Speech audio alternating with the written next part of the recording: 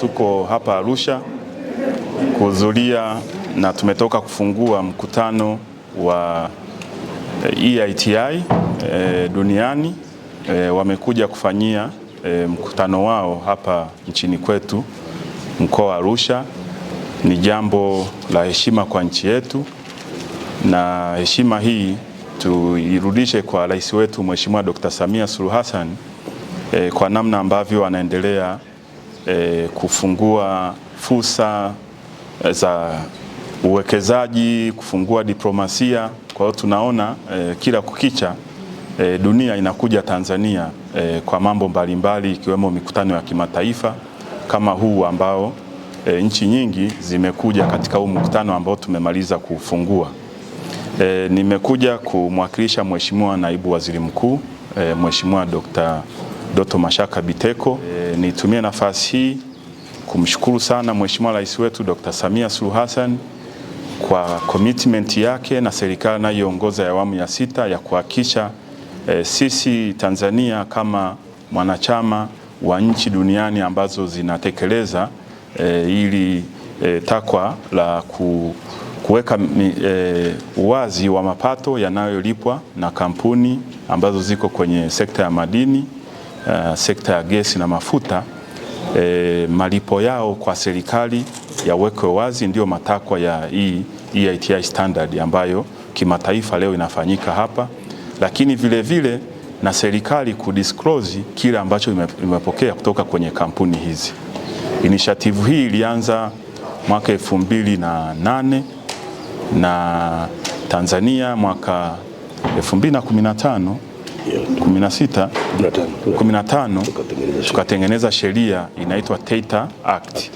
Sheria ambayo kabla ya hapo ilikuwa kudisclose kampuni imelipa kiasi gani na serikali imepokea hicho kiasi, ilikuwa inafanyika kwa hiari, lakini serikali yetu ikaona ni vyema takwa hili liwe la kisheria. Kwa hiyo iko sheria inaitwa Data Act 2015 ambayo inataka kampuni ambazo ziko kwenye sekta ya madini, sekta ya gesi na mafuta kudisclose kile chote ambacho wanalipa serikalini, na serikali kuconfirm kiasi ilichokipata kutoka kwenye makampuni haya.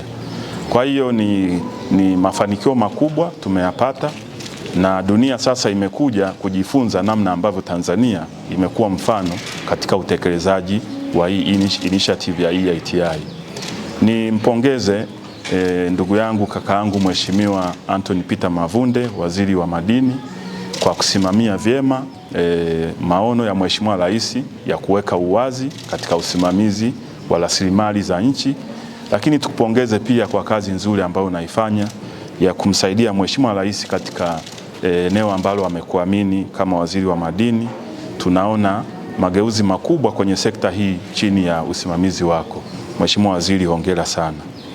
Lakini kupongeze pia mzee wetu Mheshimiwa Ludovick Uto, Controller Auditor General mstaafu, kwa heshima hii ambayo Mheshimiwa Rais amekupa kukabidhi jukumu la kusimamia taasisi hii ambayo ni muhimu sana ya kuweka uwazi na uwajibikaji katika sekta za rasilimali zetu.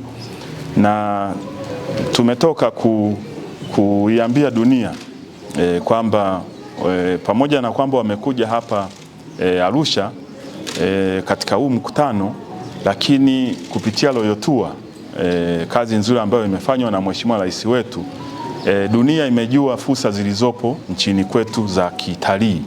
Kwa hiyo tumewakumbusha wageni hawa kutoka nchi mbalimbali duniani kwamba pamoja na mkutano huu ni vizuri wakaangalia vivutio vingi ambavyo viko ndani ya mkoa wa Arusha na maeneo mengine ya nchi. Kwa yote haya tunaendelea kumpongeza rais wetu kwa maono yake, na kila mmoja sasa hivi anaijua Tanzania na fursa mbalimbali zilizopo, sio sekta ya madini peke yake, lakini mazingira wezeshi ya kufanya uwekezaji. Na sisi upande wa Wizara ya Mambo ya Ndani ya Nchi na vyombo vya ulinzi na usalama ambavyo viko chini ya Wizara ya Mambo ya Ndani ya Nchi, tunaendelea kuhakikishia wawekezaji pamoja na Watanzania kwamba nchi yetu iko salama. Nchi yetu ni nchi yenye fursa nyingi. Kwa hiyo kupitia kwenu waandishi wa habari, tuendelee kuitangaza vyema nchi yetu, kutangaza mema na mengi mazuri ambayo yanafanywa na nchi yetu, kutangaza umoja na mshikamano ambao nchi yetu inaendelea kuenjoy ukilinganisha na wenzetu ambao bila amani huwezi ukafanya chochote. Bila amani huwezi ukapata mikutano ya kimataifa kujadili mambo mazito ya kimataifa. Kwa hiyo ndugu waandishi wa habari, niwashukuru pia kwa ushiriki wenu, lakini pia niwaombe pia mtake interest ya kujifunza zaidi kuhusu haya mambo ya EITI, ili na nyinyi kupitia kwenu muendelee kuelimisha umma juu ya kazi nzuri ambayo inafanywa na serikali kupitia EITI kwa kushirikiana na kampuni zilizopo kwenye sekta za madini, gesi na mafuta, lakini vile vile hata asasi zisizo za kiraia ambao pia ni sehemu ya utekelezaji wa EITI. Ufunguzi wa kikao cha bodi cha 62 cha taasisi ya uwazi na uwajibikaji duniani. Hii ni heshima kubwa tumeipata kama Tanzania kuwa mwenyeji wa mkutano huu ambao ni kielezo, pia ni sehemu ya kazi nzuri ambazo zinafanyika chini ya Mheshimiwa Rais ya kuweza kuvutia aina kubwa ya mikutano kama hii.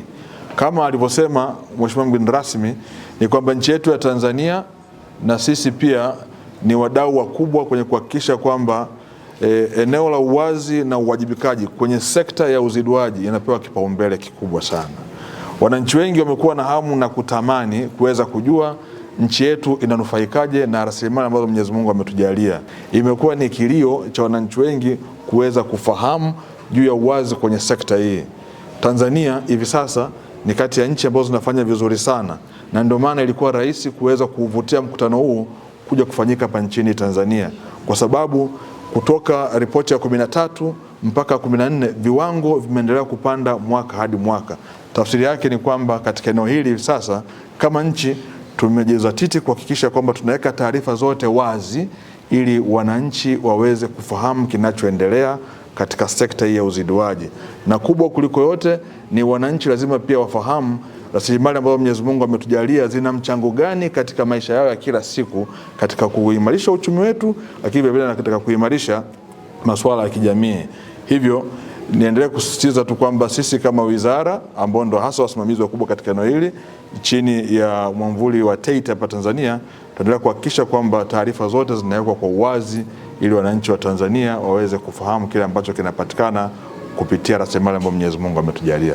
Kama alivyosema mgeni rasmi kwenye mkutano huu, hiki ni kikao cha 62 cha bodi. Kwa hiyo ni mkutano wa bodi ya wakurugenzi wa hii taasisi ya uwazi na uwajibikaji kimataifa ambayo kwa Kiingereza inaitwa EITI, ambao makao yake makuu yako Oslo, Norway. Taasisi hii kidunia ina wanachama 57. Kwa hiyo huu mkutano unawakilisha interest za wanachama hao 57.